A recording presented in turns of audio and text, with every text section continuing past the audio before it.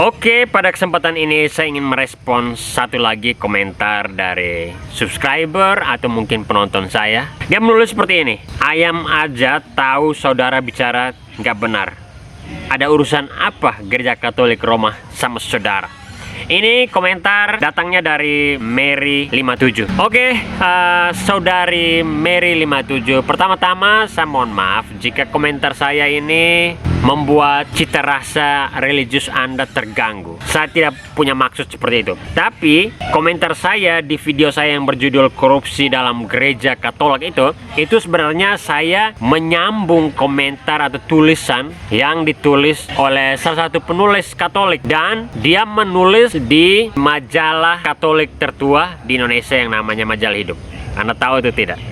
Kalau Anda tahu, maka harusnya Anda tidak perlu alergi orang berbicara soal korupsi dalam kaitan dengan kehidupan gereja. Karena faktanya memang ada korupsi dalam tubuh gereja. Dan kalau Anda bilang ayam lebih tahu dari saya kira ini keliru ya. Kenapa? Karena ayam tidak punya otak, saya punya otak. Tapi saya menghormati pendapat Anda. Walaupun Anda mengomentari demikian, saya kira Anda berhak mengomentari demikian. Saya perlu tegaskan sekali lagi bahwa Anda tidak perlu terlalu sensitif kalau orang berbicara soal korupsi dalam tubuh gereja. Karena pembicaraan soal ini adalah sebuah pembicaraan yang lumrah. Bahkan Majalah Hidup yang merupakan salah satu majalah Katolik tertua di Indonesia membahas soal ini secara terbuka. Lalu kenapa kita orang Katolik mesti takut dengan hal ini? Tidak perlu takut. Justru dengan kritik, teguran, awasan, dan diskusi semacam ini, kita membantu gereja agar tidak boleh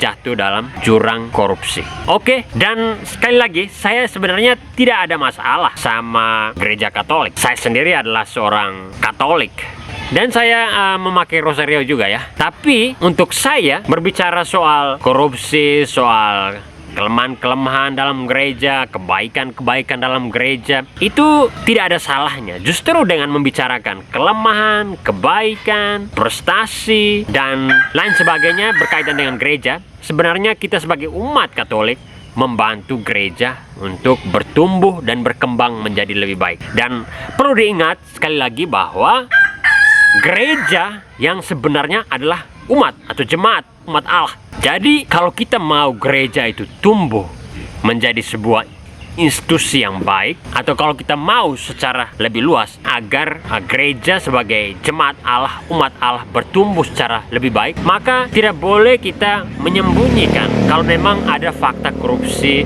kelemahan dari gereja. Justru sebaliknya, kita harus membicarakan itu. Kita harus membicarakan kelemahan sekaligus kelebihan. Karena hanya dengan cara itu kita akan membuat gereja, baik itu sebagai institusi atau sebagai umat Allah, menjadi lebih baik.